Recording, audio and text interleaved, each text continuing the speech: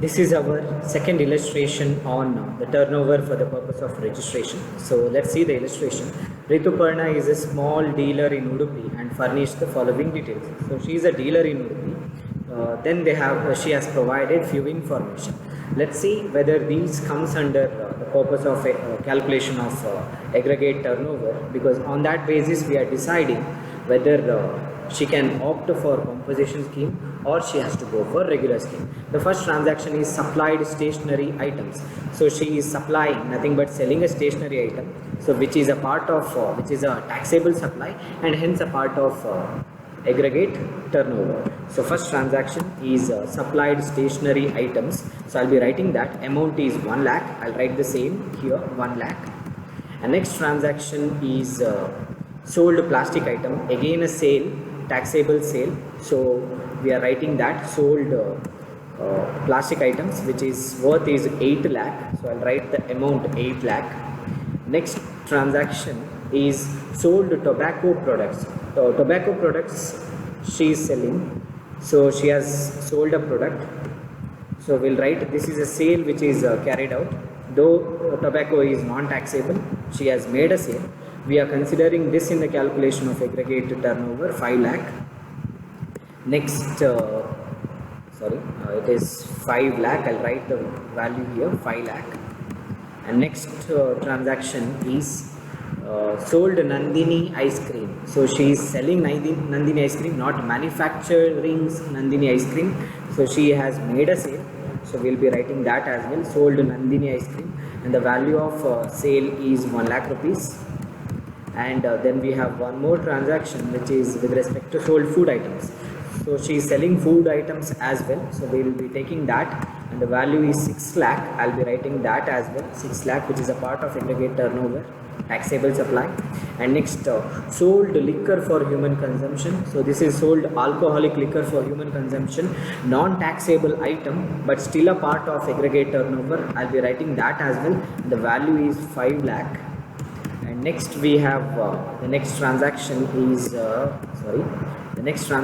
is turnover from booking flight tickets. Nothing but they have got revenue through selling or booking flight tickets, which is also a turnover, sale of service. So we are considering that in the calculation of aggregate turnover. This is a sale of service. They are booking flight tickets on behalf of their customers. So I'll be writing that, which is 1 lakh rupees, amount is 1 lakh rupees. And then we have another transaction which is supplied food and drinks to RBI Mumbai. So this is supply, nothing but sale, food and drinks to RBI Mumbai. So product is sold to another state, because supplier is in Udupi in Karnataka and sold to Mumbai, which is in Maharashtra. Interstate transaction, still a taxable supply. We are considering this as well, supplied goods to food and drinks to RBI Mumbai. So this is a part of aggregate turnover, and the value of such supply is 2 lakh. And next, last one being turnover from agriculture. Again exempted supply, but still a supply, sale. So we have to write that as well, turnover from what is that, agriculture. It's turnover, not turnover, it's turnover from agriculture, turnover from agriculture, which is CLUTURE. Value is how much? Value is 1 lakh. Turnover from agriculture, value is 1 lakh. So all these transactions we have considered. There were no purchases, there were no taxes like GSTs, and there were no job worker related transactions. So therefore this is equal to aggregate turnover. So aggregate turnover is, let's find the total, 8, 1, 9, 14, 15, 21, 26, 27, 28, 30 lakhs. So 30 lakhs is the turnover made by whom? 30 lakhs is the turnover made by Rituparna. So now we have to decide whether she has to register under GST. First of all, she is in Udupi. That means she belongs to the state of Karnataka.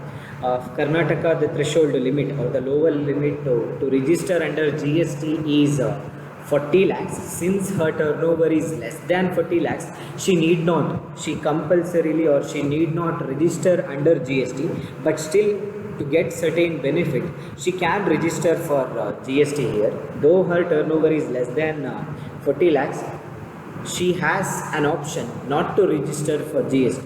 But if she doesn't register for GST, there are other disadvantages she has to face in her business activity. Like she will not get input tax credit on her purchases, that is on her inward supplies, and at the same time she cannot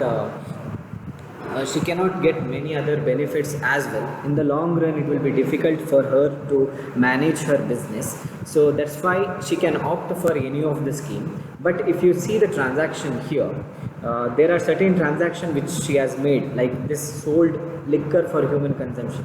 This is a non-taxable supply. So whoever is making a non-taxable supply, they cannot opt for composition scheme. That means if she wants to register for GST, she has to go for regular scheme. One more transaction is this: supplied food and drinks to RBI Mumbai. So she is making a transaction from Karnataka to Mumbai, which is an interstate supply. Whoever is opting for interstate supply, again they cannot go for composition scheme. They have to go for regular scheme. So now we have to write the conclusion here. Before that, let's see what's asked in the question.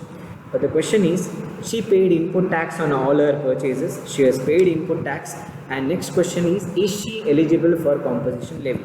She is not eligible for composition levy due to three reasons. One reason is she need not register for GST because her turnover is less than 40 lakhs. Even if she wants to register for GST, she cannot opt for composition scheme because of this. She has made interstate supply and she has made non-taxable supply as well, and therefore she cannot opt for composition levy or composition scheme. So this conclusion we have to write. So I'll write here Rituparna need not register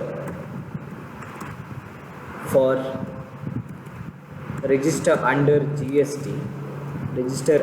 GST since her turnover is less than 40 lakhs rupees, is less than 40 lakhs, and even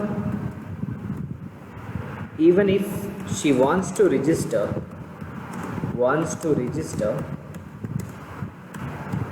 she cannot opt for composition scheme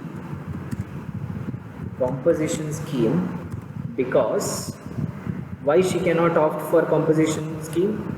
She cannot opt for composition scheme because she made two supplies where if she makes such supplies, she is not eligible for composition scheme. She cannot opt for composition scheme because she made an interstate supply, that is sold goods to RBI in Mumbai, interstate supply, and she made non-taxable supply.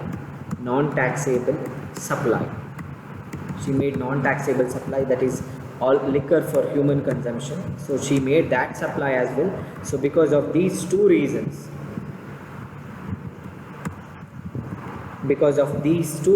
she cannot opt for composition scheme. She has to go for regular scheme if she intends to register under GST. So this is the solution for this illustration. So thank you for watching the video. If you like the video, please subscribe to the channel Avi's Academy. Kindly share, like and give your comments on this video. Thank you once again.